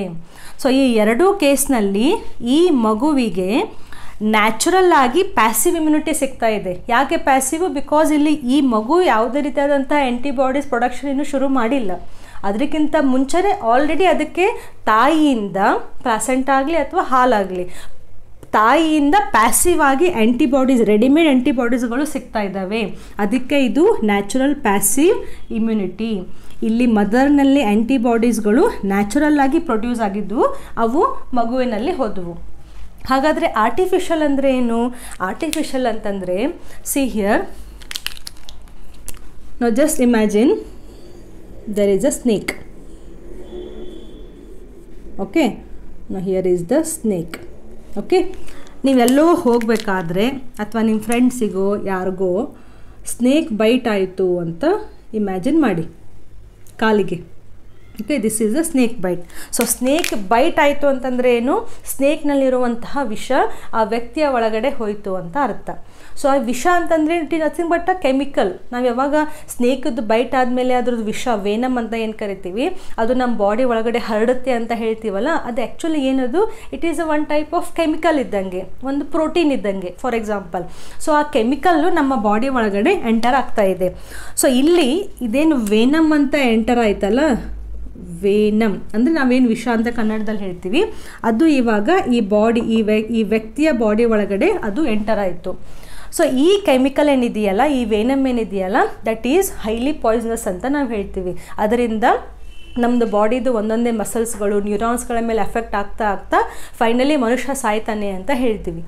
ಸೊ ಇಲ್ಲೇನು ವೇನಮ್ ಅಂತ ಎಂಟರ್ ಆಗಿದೆಯಲ್ಲ, ನಾವು ಕ್ವಿಕ್ಕಾಗಿ ಸ್ನೇಕ್ ಬೈಟ್ ಆದಂತಹ ಒಬ್ಬ ಪೇಷಂಟನ್ನು ಹಾಸ್ಪಿಟ್ಲಿಗೆ ಕರ್ಕೊಂಡು ಹೋದ್ವಿ ಅಂತಂದರೆ ಅವ್ರೇನು ಕೊಡ್ತಾರೆ, ಆ್ಯಂಟಿ ವೇನಮ್ ಅಂತ ಒಂದು ಸಿರಮನ್ನು ಕೊಡ್ತಾರೆ. ಆ್ಯಂಟಿ ವೇನಮ್ ಸಿರಮ್, ಇದಕ್ಕೆ ಆ್ಯಂಟಿ ವೆನಮ್ ಸಿರಮ್ ಅಂತ ಕರೀತಾರೆ. ನಾವು what is this anti venom serum ಅಂದರೆ ವೇನಮ್ ವಿರುದ್ಧ ಕೆಲಸ ಮಾಡುವಂತಹ ಒಂದು ಇದು ಕಂಪೋಸಿಷನ್, ಒಂದು ಲಿಕ್ವಿಡ್ ಅಂತ ನೀವು ಇಮ್ಯಾಜಿನ್ ಮಾಡ್ಬೋದು. ಸೊ ಇದೇನು ವೇನಮ್ ಇದೆಯಲ್ಲ, ಈ ವೇನಮ್ ಒಂದು ಆ್ಯಂಟಿಜನ್ ಇದ್ದಂಗೆ. ಅದು ಒಂದು ಕೆಮಿಕಲ್, ಒಂದು ಟಾಕ್ಸಿನ್ ಇದ್ದಂಗೆ. ಸೊ ನಮ್ಮ ಬಾಡಿ ಅದನ್ನು ಆ್ಯಂಟಿಜನ್ ಅಂತಲೇ ತಗೊಳುತ್ತೆ. ಆ ಆ್ಯಂಟಿಜನ್ ವಿರುದ್ಧ ನಮ್ಮ ಬಾಡಿ ಆ್ಯಂಟಿಬಾಡೀಸ್ಗಳನ್ನು ಪ್ರೊಡ್ಯೂಸ್ ಮಾಡಿ ಅದರ ವಿರುದ್ಧ ಫೈಟ್ ಮಾಡಿ ಅದರ ಇಫೆಕ್ಟು ಆಗದೇ ಇರುವಂಗೆ ನೋಡ್ಕೋಬೇಕು. ಅಂದರೆ ಮಾತ್ರ ಈ ಮನುಷ್ಯ ಉಳಿತಾನೆ. ಬಟ್ ನಮಗೆ ಈ ಸ್ನೇಕ್ ಬೈಟ್ ಆದಾಗ ನಮ್ಮ ಬಾಡಿ ಅದನ್ನು ಡಿಟೆಕ್ಟ್ ಮಾಡಿ ಇಮ್ಯೂನ್ ರೆಸ್ಪಾನ್ಸನ್ನು ಸ್ಟಿಮ್ಯುಲೇಟ್ ಮಾಡಿ ಬಿ ಸೆಲ್ಸ್ಗಳನ್ನು ಪ್ರೊಡ್ಯೂಸ್ ಮಾಡಿ ಆ್ಯಂಟಿಬಾಡೀಸ್ಗಳನ್ನು ಪ್ರೊಡ್ಯೂಸ್ ಮಾಡಲಿಕ್ಕೆ ಸ್ವಲ್ಪ ಆದರೂ ಟೈಮ್ ಬೇಕಾ? ಅಷ್ಟರಲ್ಲಿ ಆ ವ್ಯಕ್ತಿ ಸಾಯಲೂಬಹುದು. ಅವಾಗೇನು ಮಾಡ್ತೀವಿ ನಾವು? ಕ್ವಿಕ್ಕಾಗಿ ಆ್ಯಂಟಿವೆನಮ್ ಸಿರಮ್ಗಳನ್ನು ಹೋಗಿ ಹಾಸ್ಪಿಟ್ಲಲ್ಲಿ ಹೋದರೆ ಕೊಡ್ತಾರೆ. ಆ್ಯಂಟಿವೆನಮ್ ಅಂತ ಅಥವಾ ಆ್ಯಂಟಿವೆನಿನ್ ಅಂತಲೂ ಕರೀತಾರೆ. So what is this antivenom? ಇದೇನಿದೆಯಲ್ಲ ಆ್ಯಂಟಿವೆನಮ್ ಸಿರಮ್ಮು, ಇದು ಒಂದು ರೀತಿಯಾದಂತಹ ರೆಡಿಮೇಡ್ ಆ್ಯಂಟಿಬಾಡಿ ಇದ್ದಂಗೆ. ದಿಸ್ ಈಸ್ ದ ರೆಡಿಮೇಡ್ ಆ್ಯಂಟಿಬಾಡೀಸ್ಗಳನ್ನು ಹೊಂದಿರುವಂತಹ ಒಂದು ಸೊಲ್ಯೂಷನ್. ಈ ರೆಡಿಮೇಡ್ ಆ್ಯಂಟಿಬಾಡಿ ಇದೆಯಲ್ಲ, ಈ ಆ್ಯಂಟಿಬಾಡಿ ಎದುರು ವಿರುದ್ಧ ಕೆಲಸ ಮಾಡುತ್ತೆ.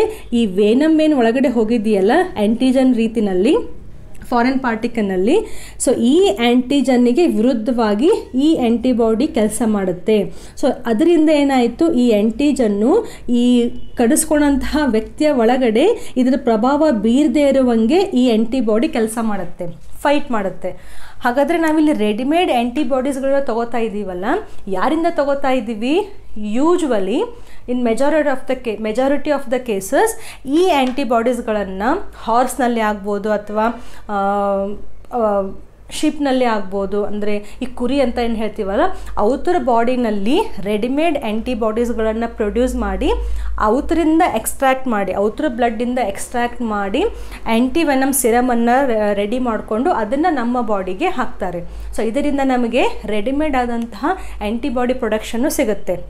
So fraction of A second ಒಳಗಡೆ, ಅಂದರೆ ಈ ಪ್ರೊಸೆಸ್ ಎಲ್ಲ ಜಲ್ದಿ ಆಗಬೇಕು. ಅದಕ್ಕೆ ಸ್ನೇಕ್ ಬೈಟ್ ಆದ ತಕ್ಷಣ ಇಮಿಡಿಯೇಟಾಗಿ ಕರ್ಕೊಂಡು ಹೋಗೋದು ಯಾಕೆ? ಬಿಕಾಸ್ ಇಮಿಡಿಯೇಟಾಗಿ ನಮ್ಮ ಬಾಡಿಗೆ ಈ ಆ್ಯಂಟಿಬಾಡೀಸ್ ಇದ್ದು ಅವಶ್ಯಕತೆ ಇರುತ್ತೆ. ಸೊ ಮೇ ಬಿ ನಮ್ಮ ಬಾಡಿ ಈ ಆ್ಯಂಟಿಬಾಡೀಸನ್ನು ಪ್ರೊಡ್ಯೂಸ್ ಮಾಡ್ಬೋದು, ಬಟ್ ಅದು ಸ್ವಲ್ಪ ಅದು ಟೈಮ್ ತೊಗೊಳುತ್ತಲ್ಲ, ಅಷ್ಟರಲ್ಲಿ ಈ ಟಾಕ್ಸಿನ್, ಈ ಆ್ಯಂಟಿಜನ್ನು ಕ್ವಿಕ್ಕಾಗಿ ಅದರ ಆ್ಯಕ್ಷನ್ ತೋರಿಸ್ಬಿಡ್ತು ಅಂದರೆ ನಮ್ಮ ಬಾಡಿ ಫುಲ್ ಹೋಗ್ಬಿಡುತ್ತೆ. ಸೊ ಅದಕ್ಕೆ ಏನು ಮಾಡ್ತಾರೆ ಅಂತಂದರೆ, ಈ ಸಿರಮನ್ನು ಹೇಗೆ ಪ್ರೊಡ್ಯೂಸ್ ಮಾಡ್ತಾರೆ? ಈ ಸ್ನೇಕ್ಸ್ಗಳನ್ನು ತೊಗೊಂಡು ಲ್ಯಾಬ್ರೋಟ್ರಿನಲ್ಲಿ ಅವತರದ್ದೇನು ವೆನಮ್ ಇರುತ್ತಲ್ಲ, ಆ ವೆನಮನ್ನು ಎಕ್ಸ್ಟ್ರಾಕ್ಟ್ ಮಾಡ್ತಾರೆ. ಸೊ ಅದನ್ನು ಫುಲ್ ಹೀಗೆ ಪ್ರೆಸ್ ಮಾಡಿರೋದು ನೀವು ನೋಡ್ತಿರ್ಬೋದು ಯಾವುದಾದ್ರೂ ಫೋಟೋಸ್ನಲ್ಲಿ. ಆ ಸ್ನೇಕ್ಸ್ಗಳಿಂದ 1-2 ಅಲ್ಲ, ಸಾಕಷ್ಟು ಥೌಸಂಡ್ಸ್ವರೆಗೂ ಸ್ನೇಕ್ಸ್ಗಳನ್ನು ತೊಗೊಂಡು ಆ ಸ್ನೇಕದ್ದು ವೆನಮನ್ನು ಎಕ್ಸ್ಟ್ರಾಕ್ಟ್ ಮಾಡ್ತಾರೆ. ಇದೆಲ್ಲವೂ ಲ್ಯಾಬ್ರೋಟ್ರಿನಲ್ಲಿ ಲಿಥಲಿ, ಅಂದರೆ ಇವಕ್ಕೂ ಕೂಡ ಕೆಲವೊಂದು ಲಾಸ್ಗಳು ಇರ್ತವೆ. ಯಾಕಂದರೆ ಪ್ರಾಣಿ ಹತ್ಯೆ ಅಂತ ನಾವೇನು ಹೇಳ್ತೀವಲ್ಲ, ಅದು ಆ ಕಾಯ್ದೆ ವಿರುದ್ಧ ಹೋಗಬಾರ್ದು. ಸೊ ಈ ಎನಿಮಲ್ಸ್ಗಳನ್ನು ತೊಗೊಂಡು, ಸ್ನೇಕ್ಸ್ಗಳನ್ನು ತೊಗೊಂಡು ಅವತ್ತದ್ದು ವೆನಮನ್ನು ಎಕ್ಸ್ಟ್ರಾಕ್ಟ್ ಮಾಡ್ಕೋತಾರೆ ಲ್ಯಾಬ್ರೋಟ್ರಿನಲ್ಲಿ. ಎಕ್ಸ್ಟ್ರಾಕ್ಟ್ ಮಾಡಿ ಬಿಟ್ಬಿಡ್ತಾರೆ. ಆ ಎಕ್ಸ್ಟ್ರಾಕ್ಟ್ ಮಾಡಿದಂತಹ ಏನು ವೆನಮ್ ಇದೆಯಲ್ಲ, ಅದೇನು ನಾವು ವಿಷ ಅಂತ ಕನ್ನಡದಲ್ಲಿ ಏನು ಹೇಳ್ತೀವಲ್ಲ, ಅದನ್ನು ಹಾರ್ಸಿಗೆ ಇಂಜೆಕ್ಟ್ ಮಾಡ್ತಾರೆ. ಓಕೆ, ಬೇರೆ ಆ್ಯನಿಮಲ್ಸ್ ಇರ್ಬೋದು, ಇಲ್ಲಿ ನಾನು ಮೆಜಾರಿಟಿ ಹಾರ್ಸಿಗೆ ಹಾಕೋದು. ಸೊ ಈ ವೆನಮನ್ನು ಹಾರ್ಸಿಗೆ ಹಾಕ್ತಾರೆ. ಸೊ ನೀವು ಕೇಳ್ಬೋದು, ಮೇಡಮ್ ಇದನ್ನ ಹಾರ್ಸಿಗೆ ಹಾಕಿಬಿಟ್ರೆ ಹಾರ್ಸ್ ಸಾಯೋದಿಲ್ವಾ ಅಂತ. ಅಗೇನ್ ಈ ವೆನಮ್ ಏನಿದೆಯಲ್ಲ, ಇದನ್ನು ಪೂರ್ತಿಯಾಗಿ ಹಾಕೋದಿಲ್ಲ, ಅದನ್ನು ಡೋಸ್ ವೈಸ್, ಅಂದರೆ ಸ್ವಲ್ಪನೇ ಹಾಕ್ತಾರೆ. ಅಂದರೆ ಗ್ಯಾಪನ್ನು ಬಿಟ್ಕೊಂಡು ಸ್ಮಾಲ್ ಕಾನ್ಸಂಟ್ರೇಷನ್ನಲ್ಲಿ ಆ ಹಾರ್ಸಿಗೆ ಇಂಜೆಕ್ಟ್ ಮಾಡ್ತಾ ಹೋಗ್ತಾರೆ. ಇವತ್ತೊಂದು ಸ್ವಲ್ಪ, ಅಗೇನ್ 1 ಮಂತ್ ಆದಮೇಲೆ ಸ್ವಲ್ಪ, ಅಗೇನ್ 1 ಮಂತ್ ಆದಮೇಲೆ ಸ್ವಲ್ಪ. ಇದರಿಂದ ಏನಾಯಿತು, ನೀವು ಅದನ್ನ ಸ್ಲೋ ಆಗಿ ಒಂದು ಲಿಮಿಟೆಡ್ ಕಾನ್ಸಂಟ್ರೇಷನಲ್ಲಿ ಬಿಡೋದ್ರಿಂದ ಹಾರ್ಸ್ ಬಾಡಿ ಈ ವೆನಮನ್ನು ಆ್ಯಂಟಿಜನ್ ಅಂತ ತಿಳ್ಕೊಂಡು ಅದು ಆ್ಯಂಟಿಬಾಡೀಸನ್ನು ಪ್ರೊಡ್ಯೂಸ್ ಮಾಡಲಿಕ್ಕೆ ಸ್ಟಾರ್ಟ್ ಮಾಡುತ್ತೆ, ಹಾರ್ಸ್ ಬಾಡಿ. ಓಕೆ, ಸೊ ಹಾಗೆ ನೀವು ರೆಗ್ಯುಲರ್ ಇಂಟರ್ವಲ್ನಲ್ಲಿ ಈ ವೆನಮದ್ದು ಸ್ವಲ್ಪ ಕಾನ್ಸಂಟ್ರೇಷನ್ನು ಇಂಡ್ಯೂಸ್ ಮಾಡೋದ್ರಿಂದ ಆ ಹಾರ್ಸ್ ಒಳಗಡೆ ಇರುವಂತಹ ಇಮ್ಯೂನ್ ರೆಸ್ಪಾನ್ಸು ಈ ವೆನಮ್ ವಿರುದ್ಧ ಅಥವಾ ಅದರಲ್ಲಿರುವಂತಹ ಕೆಮಿಕಲ್ಸ್ಗಳ ವಿರುದ್ಧ ಪೂರ್ತಿ ಫುಲ್ ಫಾರ್ಮ್ನಲ್ಲಿ ಆ್ಯಂಟಿಬಾಡೀಸ್ಗಳನ್ನು ಲಾರ್ಜ್ ಅಮೌಂಟ್ನಲ್ಲಿ ಪ್ರೊಡ್ಯೂಸ್ ಮಾಡೋಕ್ಕೆ ಸ್ಟಾರ್ಟ್ ಮಾಡುತ್ತೆ. ಆವಾಗ ಏನು ಮಾಡ್ತೀವಿ, ಆ ಹಾರ್ಸ್ನಿಂದ ಬ್ಲಡ್ಡನ್ನು ತಗೊಂಡು ಆ ಬ್ಲಡ್ಡನ್ನು ಪ್ಯೂರಿಫೈ ಮಾಡಿ ಅದರಲ್ಲಿರುವಂತಹ ಸಿರಮನ್ನು ತಕ್ಕೊಂಡು ಅದರಲ್ಲಿರುವಂತಹ ಆ್ಯಂಟಿಬಾಡೀಸ್ಗಳನ್ನು ತಕ್ಕೊಂಡು ಇದೆಲ್ಲವೂ ಲ್ಯಾಬ್ರೋಟ್ರಿನಲ್ಲಿ ಆಗೋದು ಈ ಸೊಲ್ಯೂಷನನ್ನು ಪ್ರಿಪೇರ್ ಮಾಡ್ತೀವಿ. ಸೊ ಅಲ್ಟಿಮೇಟ್ಲಿ ನಮಗೆ ಈ ಸೊಲ್ಯೂಷನಲ್ಲಿ ಏನು ಸಿಕ್ತು, ಸ್ನೇಕ್ ವೆನಮ್ ವಿರುದ್ಧ ಇರುವಂತಹ ಆ್ಯಂಟಿಬಾಡೀಸ್ಗಳು ಸಿಕ್ತು. ಎಲ್ಲಿಂದ ತೊಗೊಂಡ್ವಿ ನಾವು? ಬೇರೆ ಸೋರ್ಸಿಂದ. ಅದು ಹಾರ್ಸ್ ಆಗಿರ್ಬೋದು ಅಥವಾ ಬೇರೆ ಯಾವುದೋ ಆ್ಯನಿಮಲ್ ಆಗಿರ್ಬೋದು. ಸೊ ಬೇರೆ ಬಾಡಿನಲ್ಲಿ ಫಾರ್ಮ್ ಆದಂತಹ ಆ್ಯಂಟಿಬಾಡೀಸನ್ನು ನಾವು ತಗೊಂಡು ಇಮ್ಯೂನ್ ರೆಸ್ಪಾನ್ಸನ್ನು ತೋರಿಸ್ತಾ ಇದ್ದೀವಿ. ಅದಕ್ಕೆ ಇದೇನಾಯಿತು, ಪ್ಯಾಸಿವ್ ಇಮ್ಯುನಿಟಿ ಆಯಿತು. ಯಾಕೆ ನಾವಿಲ್ಲಿ ಆರ್ಟಿಫಿಷಿಯಲ್ ಅಂತ ಹೇಳಿದ್ವಿ? ಯಾಕೆ? ಬಿಕಾಸ್ ನಾವು ಹಾರ್ಸ್ನಲ್ಲಿ ಆರ್ಟಿಫಿಷಿಯಲ್ ಆಗಿ ಆ ವೆನಮನ್ನು ಇಂಜೆಕ್ಟ್ ಮಾಡ್ತಾ ಇದ್ದೀವಿ. ಹಾರ್ಸ್ ತನ್ನಷ್ಟಕ್ಕೆ ತಾನೇ ಮನುಷ್ಯನಿಗೆ ಹೆಲ್ಪ್ ಆಗಲಿ ಅಂತ ತಗೊಳಪ್ಪ ನನ್ನ ಕಡೆ ಆ್ಯಂಟಿಬಾಡೀಸ್ ಇದ್ದಾವೆ ಅಂತ ಪ್ರೊಡ್ಯೂಸ್ ಮಾಡ್ತಾ ಇಲ್ಲ. ನಾವು ಹಾರ್ಸ್ನಲ್ಲಿ ಆರ್ಟಿಫಿಷಿಯಲ್ ಆಗಿ ವೆನಮನ್ನು ಹಾಕ್ತಾ ಇದ್ದೀವಿ. ಫಸ್ಟು ಅದು ಸಾಯೋ ಲೆವೆಲ್ಗಲ್ಲ, ಸ್ವಲ್ಪ ಮಾತ್ರದಲ್ಲಿ, ಅಂದರೆ ಸ್ವಲ್ಪ ಕಾನ್ಸಂಟ್ರೇಷನ್ದಲ್ಲಿ ಹಾಕಿ ಆ ಹಾರ್ಸು ಆ್ಯಂಟಿಬಾಡೀಸನ್ನು ಪ್ರೊಡ್ಯೂಸ್ ಮಾಡುವಂಗೆ ನಾವು ಆರ್ಟಿಫಿಷಿಯಲ್ ಆಗಿ ಮಾಡ್ತಾ ಇದ್ದೀವಿ, ಇಂಡ್ಯೂಸ್ ಮಾಡ್ತಾ ಇದ್ದೀವಿ. ಒಂದು ಸತಿ ಫಾರ್ಮ್ ಆದಮೇಲೆ ಅವನ್ನ ನಾವು ತಗೊಂಡು ನಮ್ಮ ಬಾಡಿ ಒಳಗಡೆ ಯಾವಾಗ ಈ ಅವಶ್ಯಕತೆ ಇರುತ್ತೋ, ಯಾವಾಗ ಬೇಕು ಅವಾಗಲ್ಲ, ಅವಶ್ಯಕತೆ ಇದ್ದಾಗ ಮಾತ್ರ ಈ ಆ್ಯಂಟಿಬಾಡೀಸ್ಗಳನ್ನು ಹಾಕ್ಕೊಂಡು ಇಮ್ಯೂನ್ ರೆಸ್ಪಾನ್ಸನ್ನು ತೋರಿಸ್ತಾ ಇದ್ದೀವಿ. ಸೊ ಯಾವಾಗ ಸ್ನೇಕ್ ಬೈಟ್ ಆಗುತ್ತಲ್ಲ, ಆವಾಗ ನಾವು ಆ್ಯಂಟಿವೆನಮ್ ಏನು ಹಾಕೋತೀವಲ್ಲ, ಅಲ್ಲಿರುವಂತಹ ರೆಡಿಮೇಡ್ ಆ್ಯಂಟಿಬಾಡೀಸ್ಗಳು ಈ ಆ್ಯಂಟಿಜನ್ ವಿರುದ್ಧ ಹೋರಾಡಿ ಅದರ ಇಫೆಕ್ಟು ನಮ್ಮ ಬಾಡಿ ಮೇಲೆ ಆಗದೆ ಇರುವಂಗೆ ತಪ್ಪಿಸ್ಬೋದು. ಈ ಆ್ಯಂಟಿವೆನಮ್ ಥರನೇ ಇನ್ನೂ ಒಂದು ಆ್ಯಂಟಿ ಟೆಟಾನಸ್ ಅಂತ ಇರುತ್ತೆ. ಟಿಟ್ಯಾನಸ್. ಓಕೆ, ಟಿಟ್ಯಾನಸ್ ಅನ್ನುವಂತಹದ್ದು ಯೂಶ್ವಲಿ ಬ್ಯಾಕ್ಟೀರಿಯಾದಿಂದ ಹರಡುವಂತಹ ಒಂದು ರೋಗ. ಸೊ ಇದು ಕೂಡ ತುಂಬ ಡೇಂಜರಸ್, ಫೆಟಲ್. ಸೊ ಇದಕ್ಕೇನು ಮಾಡ್ತೀವಿ, ಟೆಟಾನಸ್ ರೋಗ ಬರದೇ ಇರುವಂಗೆ ನಾವು ಆ್ಯಂಟಿ ಟೆಟಾನಸ್ ಸಿರಮನ್ನು ತಗೋತೀವಿ. ಅಂದರೆ ಯಾವಾಗ ನಮಗೆ ಈ ಗಾಯ ಆದಾಗ, ಜಾಸ್ತಿ ಏನಾದರೂ ನಾವು ಕಬ್ಣವನ್ನು ಬಡಿಸ್ಕೊಂಡ್ರೆ ಟಿ ಇಂಜೆಕ್ಷನ್ ತಗೊಳ್ಳಿ ಅಂತ ಹೇಳ್ತೀವಲ್ಲ, ಸೊ ಇದೇನು ಬ್ಯಾಕ್ಟೀರಿಯಾ ಇದೆಯಲ್ಲ, ಇದು ಯೂಶ್ವಲಿ ಸಾಯಿಲ್ನಲ್ಲಿ ಇರುತ್ತೆ, ಆಬ್ಜೆಕ್ಟ್ಸ್ಗಳ ಮೇಲೆ ಇರುತ್ತೆ. ಸೊ ನಮಗೆ ಡೀಪಾಗಿ ಯಾವತ್ತಾದರೂ ಸ್ಕಿನ್ ಕಟ್ಟಾಗಿ ಏನಾದರೂ ಪೆಟ್ಟಾಗಿತ್ತು ಅಂದರೆ ಬಿದ್ದಾಗ, ಆವಾಗ ಈಸಿಯಾಗಿ ಈ ಬ್ಯಾಕ್ಟೀರಿಯಾಗಳು ನಮ್ಮ ಬಾಡಿ ಒಳಗಡೆ ಹೋಗ್ಬೋದು. ಇವು ಮಸಲ್ಸ್ಗಳನ್ನು ಪೂರ್ತಿ ವೀಕ್ ಮಾಡಿ ಈವನ್ ಡೆತ್ ಕೂಡ ಕಾಸ್ ಮಾಡ್ತವೆ. ಸೊ ಅಂತಹ ಕಂಡೀಷನಲ್ಲಿ ಏನು ಮಾಡ್ತೀವಿ ನಾವು, ಆ್ಯಂಟಿ ಟಿಟಾನಸ್ ಇಂಜೆಕ್ಷನ್ಸ್ಗಳನ್ನು ತಗೋತೀವಿ. ಅಲ್ಲೇನಾಗುತ್ತೆ, ರೆಡಿಮೇಡ್ ಆ್ಯಂಟಿಬಾಡೀಸ್ಗಳು ನಮಗೆ ಸಿಗ್ತವೆ. ಇದನ್ನು ಕೂಡ ಅದೇ ರೀತಿಯಾಗಿ ಬೇರೆ ಸೋರ್ಸ್ನಲ್ಲಿ ಪ್ರೊಡ್ಯೂಸ್ ಮಾಡಿ ಅದನ್ನು ನಾವು ತಗೋತಾ ಇದ್ದೀವಿ. ಸೊ ಇದು ಕೂಡ ಒಂದು ಎಕ್ಸಾಂಪಲ್ಲು ಆರ್ಟಿಫಿಷಿಯಲ್ ಪ್ಯಾಸಿವ್ ಇಮ್ಯುನಿಟಿಗೆ. ಅದೇ ರೀತಿಯಾಗಿ ಇನ್ನೂ ಒಂದು ರೇಬೀಸ್ ಇಂಜೆಕ್ಷನ್ಸ್ ತಗೋತೀವಲ್ಲ, rabies injections, rabies injections. Okay, what is this rabies? Rabies ಅಂದರೆ ನಮ್ಗೆ ಗೊತ್ತಿದೆ. ಇವಾಗ ಯೂಶ್ವಲಿ ನಾವು ನಾಯಿ ಕಡಿತು ಅಂತಂದರೆ ಹೋಗಿ ಇಂಜೆಕ್ಷನ್ಸ್ಗಳನ್ನು ತೊಗೋಬೇಕಪ್ಪ ಅಂತ ಹೇಳ್ತೀವಲ್ಲ. ಸೊ ಈ ರೇಬೀಸ್ ಅನ್ನುವಂತಹದ್ದು ವೈರಸ್ಸಿಂದ ಬರುವಂತಹ ಒಂದು ರೋಗ, ಮ್ಯಾಮಲ್ಸ್ನಲ್ಲಿ ಕಂಡು ಬರುತ್ತೆ.